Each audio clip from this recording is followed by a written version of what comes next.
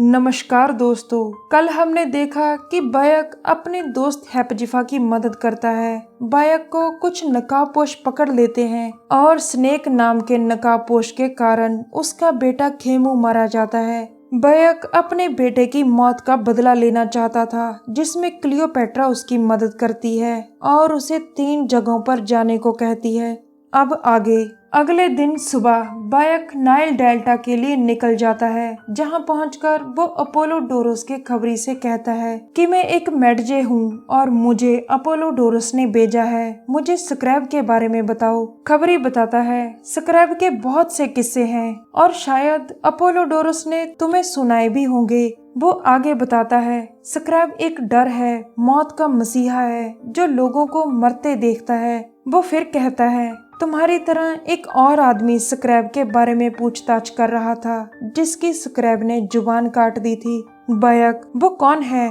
खबरी गुप्पा, यहाँ के सबसे ताकतवर आदमी तहारका का ससुर। फिर वो एक बच्चे की तरफ इशारा कर कहता है वो बच्चा कावा उसका ग्रैंडसन है। इसके बाद बायक उस बच्चे कावा के पास आकर पूछता है मैं तुम्हारे नाना को ढूंढ रहा हूँ, क्या तुम्हें उसकी कोई खबर है? लेकिन कावा को लगता है कि शायद उसके नाना को सैनिकों ने पकड़ लिया है। इसके बाद बायक एक छावनी पर हमला कर गुप्पा को छुड़ा लेता है, जिसकी जुबान स्क्रैब ने काट डाली थी। इसके बाद बायक उसे लेकर उसके घर में आता है, जहां कावा उसे देखकर खुश होता है। बायक गुप्पा को आराम करने के लिए कहकर उसे एक जगह बिठा देता है। इसके बाद बायक गुप्पा से स्क्रैब को ढूंढने में मदद मांगता है। गुप्पा कावा को एक पत्थर देकर बायक को देने को कहता है। पत्र को पढ़कर बायक को लगता है कि स्क्रैब लेटोपोलिस शहर का योद्धा है। बायक लेकिन ये शहर तो रेत के नीचे दब गया था।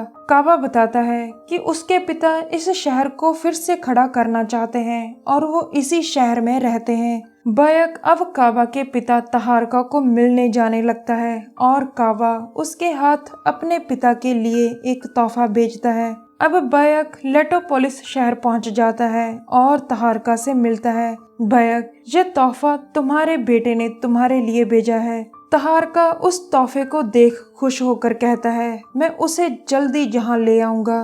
फिर वो कहता है दुनिया को बचाने वाले ने भी बड़े बड़े सपने देखे थे, तुम्हारा सपना क्या है बायक? बायक मेरे सपने ज्यादा बड़े और कीमती नहीं हैं, मुझे सिर्फ स्क्रैब चाहिए। फिर बायक कहता है मुझे उसके बारे में बताओ, उसने तुम्हारे ससुर का कितना बुरा हाल किया।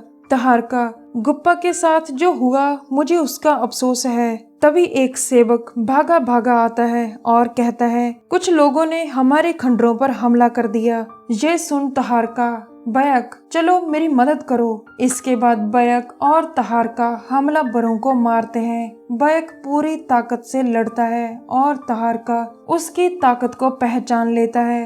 अब तहारका बायक को अपने घर खाने के लिए लेकर आता है। तहारका और उसका पूरा परिवार बायक का शुक्रिया अदा करता है कि उसने हमलावरों को मारने में तहारका की मदद की। इसके बाद सभी जाम पीते हैं, जिसे पीकर बायक होश खोने लगता है और बेहोश हो जाता है। अगले दिन रेगिस्तान के एक हिस्से में, जहां तेज और गर्म हवाएं चलती थी, बायक जमीन के अंदर दबा था और उसका सिर्फ सिर ही बाहर था।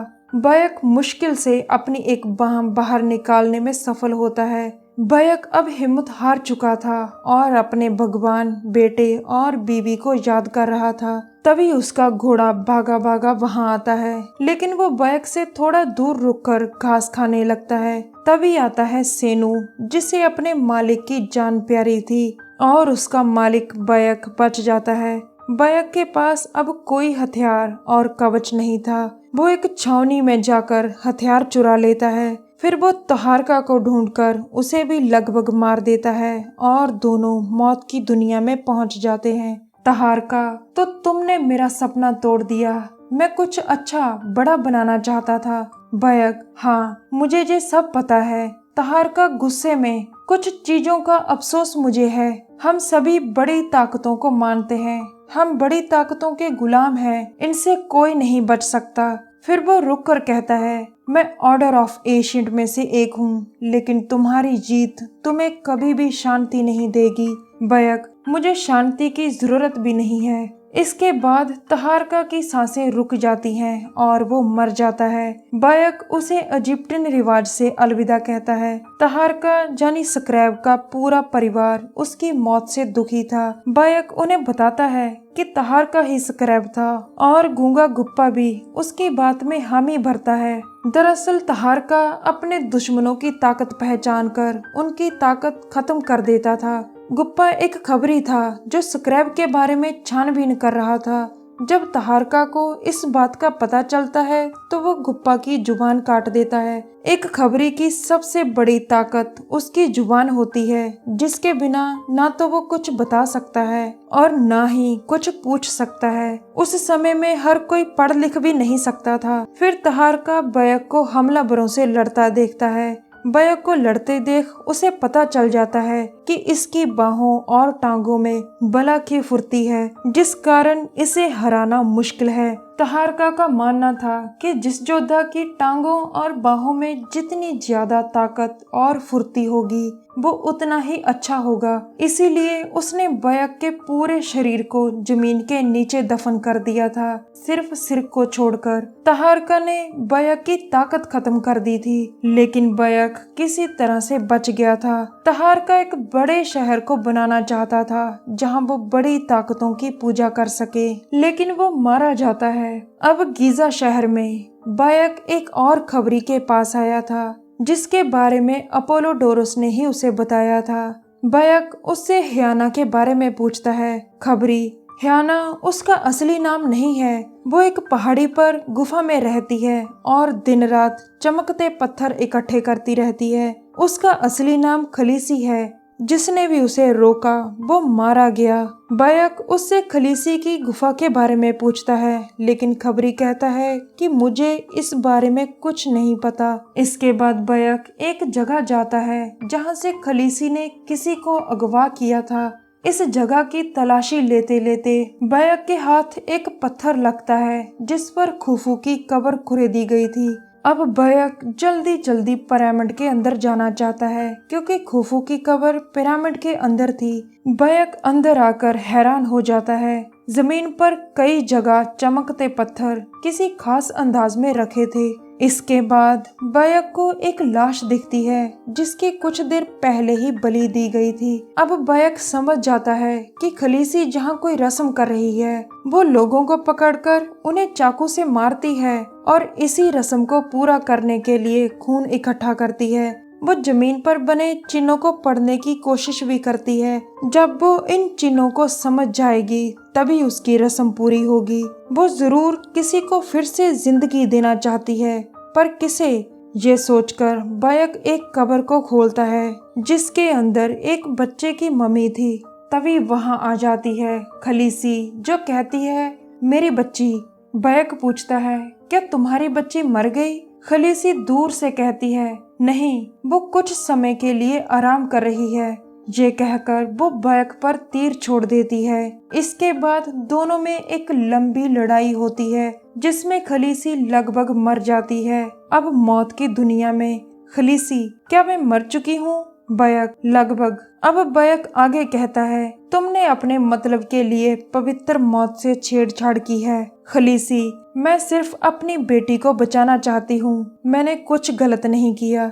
इसके बाद खलीसी अपने ईश्वर से मौत मांगती है और उसे लकड़बग्गे मार देते हैं, यानी वास्तविक दुनिया में लकड़बग्गे उसे नोच लेते हैं। खलीसी के मुंह से आखिरी शब्द निकलते हैं कि मैं सिर्फ अपनी बेटी को जिंदा देखना चाहती थी। बायक उसे अपने रिवाज से अलविदा कहता है।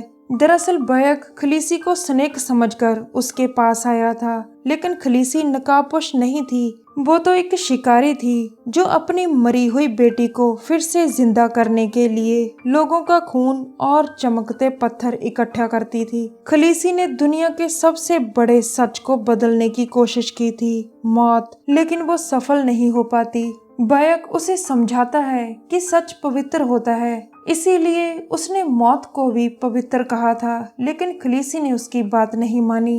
अब क्लियोपेट्रा का खास पुजारी पाशा, जो अपने घर में था, बायक उसके पास आता है। पाशा, अभी जरा रुको। बायक, मैं लिजर्ड को ढूंढ रहा हूँ।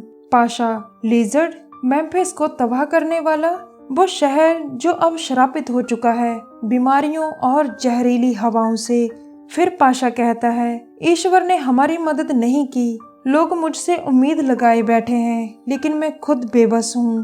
पाशा अपनी कोई रस्म पूरी कर रहा था जो सफल नहीं होती, जिसके बाद वो दुखी होकर कहता है, मेरा खुद का घर श्रापित हो चुका है, मेरी बीवी माँ नहीं बन सकती, जिस कारण वो दुखी रहती है। बायक उसे संभाल कर कहता है कि मैं जल्द ही सब ठीक कर दूंगा। कुछ दिन बाद मेम्फिस में क्लियोपेट्रा लोगों को संबोधित करते हुए कहती है, जब उन लोगों का राज था तो ईश्वर ने इस जगह को श्राप दिया, यहाँ की नदियों का पानी रोक दिया, लेकिन जब जिंदा जीती जागती देवी सिंहासन पर बैठेगी तो नदियाँ फिर से बहने लगेंगी। मैं ही मेम्फिस को सोने का बनाऊंगी, मैं ही इजिप्ट की जीत हूँ। उसकी बात सुनकर लोग गुस्सा होते हैं क्योंकि वो उस पर यकीन नहीं करते थे। इसके बाद क्लियोपेट्रा आराम करते दिखती है। बायक, आया और पाशा तीनों उससे मिलने आते हैं। आया बताती है कि एक पुजारी है जो लिजर्ड हो सकता है। क्लियोपेट्रा उसे मारने का हुक्म देती है। बायक को भी उसी पर पूरा शक था और उसने काफी छानबीन भी की थी। बायक को पूरी उम्मीद थी कि लिजर्ड ही उसके बेटे का कातिल होगा। पाशा उसे लिजर्ड से जीतने का आशीर्वाद देता है। बायक लिजर्ड को ढूंढकर लगभग मार देता है। इसके बाद मौत की दुनिया में बायक, लिजर्ड जिसने मेम्फिस को श्रापित किया। लिजर्ड गुस्से में, तुम्हें कुछ नहीं पता। इसके बाद बायक उसे इजिप्टियन रिवाज से अलविदा कहता है। दरअसल लिजर्ड ऑर्डर ऑफ एशियंट का एक मेंबर था, यानी नकाबपोशों में से एक था। लिजर्ड एक पुजारी था जो चाहता था कि लोग पुराने इजिप्ट, पुराने रिवाजों को फिर से पहले की तरह माने। वो इसीलिए कई बेकसूर लोगों को पीड़ित करता था। उसका मानना था कि ईश्वर ही इंसानों को पालता है, लेकिन इंसान ईश्वर को भूल गए। लिजर्ड एक मास्क भी पहनकर रखता था जो इजिप्टियन गॉड अनुबिस को दर्शाता था। लिजर्ड को मारने के बाद बायक क्लियोपेट्रा के पास आकर कहता है, अब तुम्हें किसी श्राप से डरने की जरूरत नहीं। क्लियोपेट्रा समझ जाती है कि लिजर्ड मारा गया। बायक, अब मेम्फिस तुम्हारा, क्लियोपेट्रा हमारा। पाशा कहता है, अब हमें त्योहार की तैयारी करनी चाहिए। इसके बाद मेम्फिस में शहर के लोग अपना त्योहार मनाते हैं। त्योहार का मुख्य केंद्र थी क्लियोपेट्रा, जो इसी त्योहार में हिस्सा लेने आई थी। अगले कुछ दिन बायक लोगों की मदद कर अपना मेडजे का काम पूरा करता है। वो अभी भी स्नेक को ढूंढ रहा था जिसे मारकर वो खेमू की मौत का बदला ले सके। दरअसल बायक ने ऑर्डर ऑफ एशियंट के सभी मेंबरों को मार दिया था, लेकिन उसे स्नेक अभी तक नहीं मिला था। फिर कुछ दिन बाद हारक्लियन शहर में बायक को वापस आया देखकर अपोलोडोरस खुश होता है। फिर बायक क्लियोपेट्रा से जाकर कहता है, मैं अभी भी उसे ढूंढ रहा हूँ जिसने मेरे बेटे को मारा। नकाबपोशों में स्नेक नहीं था, कहीं तुम मुझे इस्तेमाल तो नहीं कर रही? क्लियोपेट्रा उसकी बात सुनकर कहती है, मुझे 2 और लोगों पर शक है। बायक, तुम्हें और कितने लोगों पर शक है? इसके बाद क्लियोपेट्रा बायक को बताती है कि मुझे जैकॉल और स्कॉर्पियन पर शक है, जो मेरे भाई राजा पिटोलमी के करीबी हैं। मुझे यकीन है कि वो मुझे भी मारने की कोशिश करेंगे। बायक और क्लियोपेट्रा बातें कर ही रहे थे कि तभी अपोलोडोरस एक आदमी को लेकर आता है जिसे काफी मारा गया था। अपोलोडोरस बायक से कहता है, ये खेमू के हत्यारे के बारे में कुछ जानता है। बायक जे सुन गुस्से में उस जख्मी आदमी को गर्दन से उठा लेता है। दोस्तों, कल हम देखेंगे कि बायक को क्या नया पता चलता है। क्लियोपेट्रा बायक से सभी नकाबपोश मरवा चुकी थी, लेकिन आगे वो क्या चाहती है? तब तक के लिए नमस्कार, जय हिंद। हमारी वीडियो देखने के लिए धन्यवाद। प्लीज हमारे चैनल को जरूर सब्सक्राइब करें।